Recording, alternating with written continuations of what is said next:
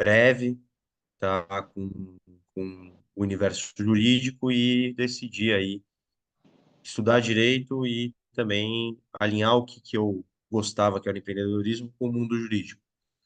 Então, nisso, a gente desenvolveu a Manacá, que hoje é uma plataforma que atende pequenas e médias empresas e dá muito mais acessibilidade às questões de registro de marca no Brasil, né?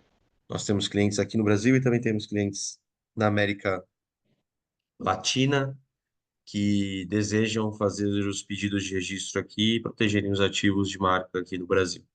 E também, concomitantemente, acabei desenvolvendo o que a gente chama de Startup Desk, que é um foco de atendimento aqui para startups e que a gente não só dá consultoria em propriedade intelectual, mas também dá uma consultoria societária para empresários, empreendedores que estão aí ou abrindo um negócio ou já estão com o negócio desenvolvido e querem alavancar esse negócio cada vez mais. E a gente entendia que também era necessário fazer um atendimento completamente diferente do que o tradicional, e por isso que a gente desenvolveu esse lado do Startup Desk. Mas Sen- Sensacional, Felipe. Eu acho que é justamente que a gente pode fazer essa parceria maravilhosa aqui entre o Ninja Advogados e vocês. Em particular, no registro de marcas, se puder também discorrer um pouco especificamente sobre isso, que é um negócio absolutamente fundamental e, de certa forma, simples e acessível, e que a maioria dos microempreendedores ou até pessoas de, digamos, de maior porte acabam se esquecendo desse detalhe fundamental e muitas vezes só vão se dar conta disso quando é tarde, acaba tendo uma solução um pouco mais cara ou até tendo que trocar de marca futuramente, não é? isso mesmo. Quando a gente fundou a Manacá em 2019, o nosso maior desafio não era nem era um passo anterior ao registro da marca, era a conscientização. Hoje, olhando para o mercado de empresários, empreendedores, eles estão conscientes de que precisam registrar a marca, né? Então, isso é um ponto fundamental que todo o ecossistema de empreendedorismo auxiliou a desenvolver essa ideia aí para que as pessoas pudessem entender e não sofrer ali, apesar de que a gente entende que ainda existe muito lado aí, um mercado muito grande para conscientização. O segundo passo do registro de marcas é que o registro de marcas ele é feito hoje numa autarquia federal, que é o INPI, e que, olhando para o mercado, as pessoas não sabiam que existia diferença entre um registro no INPI e um registro do nome fantasia ou da razão social ali na junta comercial do local. Existiam muitas questões ali que não estavam tão claras para os clientes. Então, olhando para essa perspectiva, para o microempreendedor, o empreendedor, a microempresa, a empresa de pequeno porte, empresa de médio porte, a gente desenvolveu a Maracá, que é uma plataforma em que você consegue, com um investimento acessível aí, hoje nosso plano básico, ele parte de R$ 45 por mês, e a pessoa consegue em 5 minutos fazer o pedido de registro dela e depois deixar com que os especialistas e a tecnologia cuidem desse pedido de registro lá no INPI e assim acompanhar todo esse procedimento que hoje, só para acho que para fins de informação que é super importante, um processo de registro no INPI demora de 12 a 18 meses, né? Antigamente durava 5 anos, então já teve uma celeridade na análise desses pedidos e hoje a gente tem demorado, o INPI tem demorado aí de 12 a 18 meses, então o nosso acompanhamento lá na Manacá, que foi criada para dar mais acessibilidade para fins de registro de marca, foi feito ali e continua sendo feito durante esses 18 meses ali para o cliente, tendo um processo completamente transparente. E um ponto que é super importante é que a gente fica muito feliz de dizer que a gente consegue realmente, literalmente, se comunicar com os clientes, né? O que isso significa?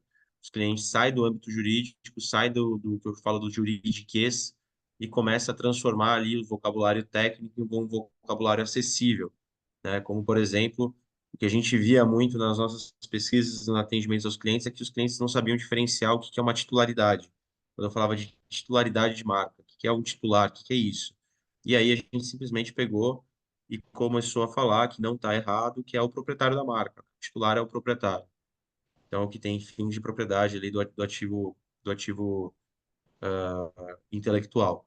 Então, essa é a nossa pegada, se eu posso falar, esse é o nosso objetivo, essa é a nossa missão. É assim que a gente faz, é isso que a gente visa garantir e claramente ter um processo completamente transparente.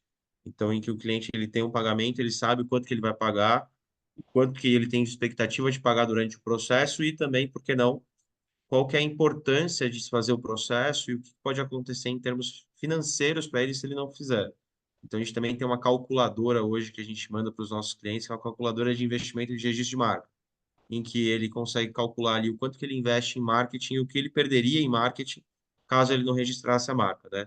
Porque um papel fundamental é que o registro ele garante a propriedade. Então, enquanto a pessoa não fizer o registro, esse registro não for analisado e concedido pelo INPI, deferido e concedido pelo INPI, ele não tem a propriedade. Então, muitas vezes ele perde a marca dele e, consequentemente, acaba perdendo todo o investimento que fez, enfim, para fins de marketing, de marca, ou até mesmo para fins comerciais. Então, essa é a nossa pegada, se eu posso falar, o nosso objetivo, e esse é o nosso trabalho que a gente tem desenvolvido lá no nosso site www.manacá, P de pato e de igreja.com.br.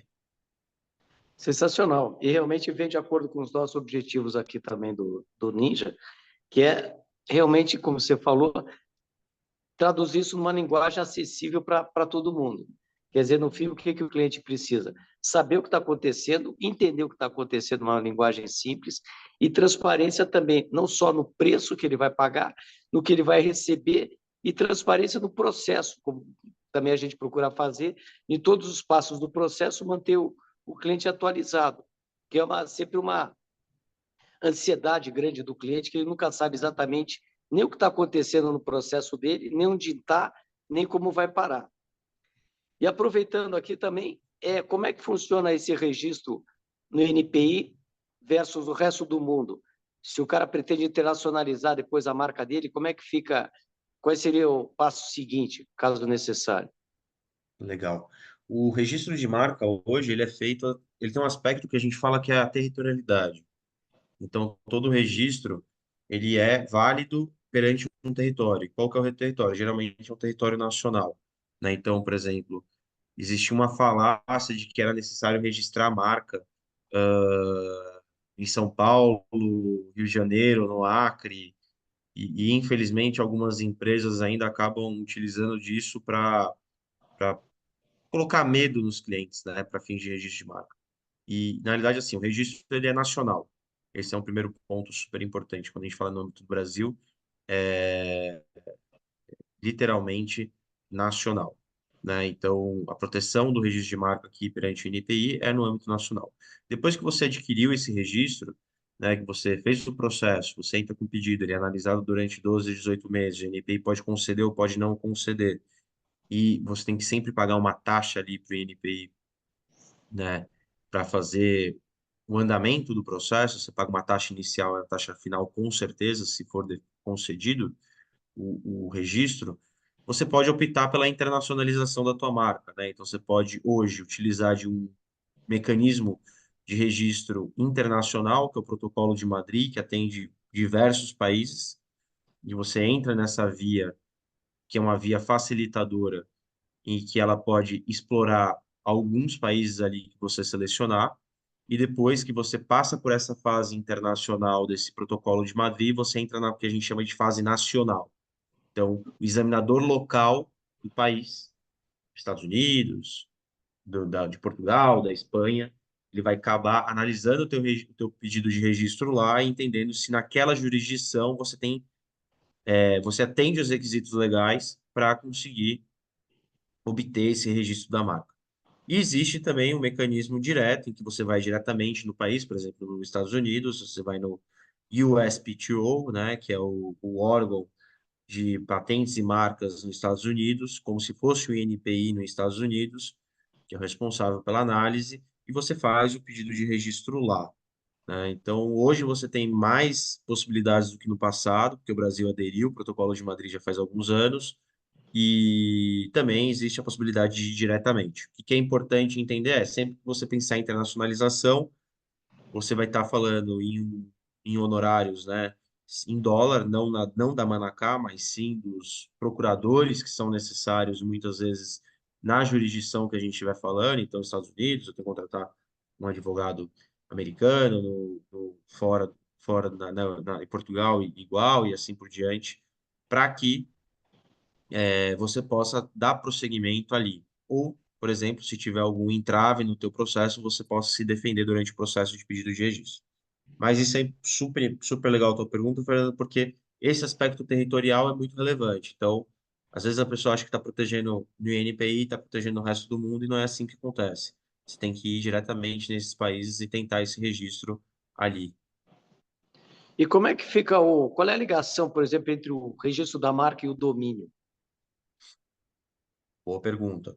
O STJ definiu que o registro da marca ele é a propriedade mais, vamos dizer que é a propriedade mais importante e relevante para fins do nome. Então, o nome de domínio, ele é uma. Você faz o registro do seu nome de domínio hoje, você pode fazer em diferentes provedores ali, para garantir o acesso ao site eletrônico, né? Literalmente ao site ali. Mas se você tiver só o nome de domínio e você não tiver a marca, pode ser que o detentor daquele nome, da marca, você seja obrigado a vender para ele, ou você seja obrigado a dispor desse nome de domínio para o detentor da marca, né? Então, o que a gente coloca ali é que o nome de domínio ele é uma das ferramentas em que você faz a exposição da tua marca, que você permite que cheguem até o teu. Por como que você faz isso? Fazendo esse registro no site ali, né? Mas de nada adianta você ter o nome de domínio, ou, por exemplo, ter razão social, se você não tiver o registro da marca. Porque o registro da marca é o registro mais forte, é o registro que tem que preponderar em termos de direito, e quem tiver o registro da marca é aquele que vai ser favorecido para obter o nome de domínio e fazer esse registro valer. Muito bem. E em relação à marca também, a hora que depositou a marca, digamos, contrata os nossos serviços. O cliente depois, a marca está depositada em nome do cliente, ele já está, digamos, praticamente assegurado depois da nossa, digamos, varredura inicial, se o nome estiver disponível, está depositado, digamos que a chance dele obter sucesso no registro vai ser bem alta. A gente pode dar uma expectativa para o nosso cliente. O que que a gente sempre faz? A gente sempre aconselha, não é um processo obrigatório, mas a gente sempre aconselha e presta esse tipo de serviço. A gente faz o que a gente chama de busca de anterioridade. Então, a busca de anterioridade, ela consiste numa análise da base de dados de marcas do INPI, em que a gente faz essa análise para entender as chances de sucesso daquele pedido de registro vigorado. Então, a gente dá as chances de sucesso a partir da análise. A partir daquela análise, o cliente ele pode, né, decidir por fazer o registro ou falar, não, as chances são ruins, eu não quero mudar o meu nome aqui. A partir do momento que tem o registro, o cliente tem uma que a gente fala de expectativa de direito. Ele não tem o direito ainda porque o NPI não analisou, mas ele tem uma expectativa de direito. E quem tentar registrar aquele nome depois do pedido de De registro, depósito, né? Porque o registro não saiu ainda. Na verdade, eu tenho a expectativa logo após o depósito do pedido. isso, logo após o depósito do pedido. Isso aí. E logo após o depósito, ele vai ter essa expectativa de direito. O direito em si, ele só vai ter quando o INPI conceder a marca e ele pagar a taxa, né? Então o INPI vai lá e vai deferir a marca e logo após ele paga uma taxa para o INPI para ter esse registro válido e o direito válido. Por quanto tempo vale esse direito? Vale por 10 anos. E quando a gente fala de marca, ele pode ser renovado a cada 10 anos. E o que é necessário para ser feita a renovação? Pagar uma nova taxa. Aí você vai pagando taxas. Então pode ser um direito infinito, desde que você fique pagando as taxas ali para o INPI a cada 10 anos para renovar o teu direito, E tá? também tem a necessidade de uso da marca nesses 10 anos? Existe a necessidade de uso da marca. O que que você precisa fazer? Comprovar através de aparições ali em mídias sociais, nota fiscal, que você realmente está utilizando a marca. Por quê? Após o quinto ano do registro, se você não estiver utilizando a marca e um terceiro entrar, ele pode entrar com um processo de caducidade, né? Que a gente fala aqui, que é um processo em que um terceiro fala, olha, o Fernando tem o registro da marca, mas ele não está utilizando. Então, o direito dele tem que caducar, porque não faz sentido ele ter um direito e não utilizar, né? E aí ele entra com esse processo de caducidade e o NPI pode, ele vai dar a abertura para que o Fernando se pronuncie, mas se ele entender que você realmente não está utilizando, você não conseguir comprovar e colocar os meios de prova ali, o seu pedido pode ser extinto e aí você não tem esse direito aí para infinito, né? Perfeito, Felipe. Bom, muito obrigado pela conversa e pelos esclarecimentos, tá certo? E vou deixar à vontade aqui esse canal aberto e vamos ver se a gente volta no futuro próximo a ter mais uma conversa dessa aqui. Se Claro, tiver mais combinado. alguma coisa para falar, por favor.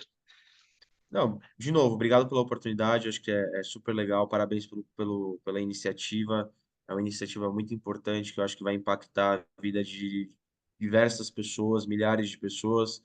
É um movimento que eu, sinceramente, não vejo volta, acho que é um movimento necessário e importante, e conta com a Manacá também para conseguir auxiliar na prestação dos serviços e conseguir aí facilitar a vida dos empreendedores, empresários e pessoas físicas também que querem registrar marca.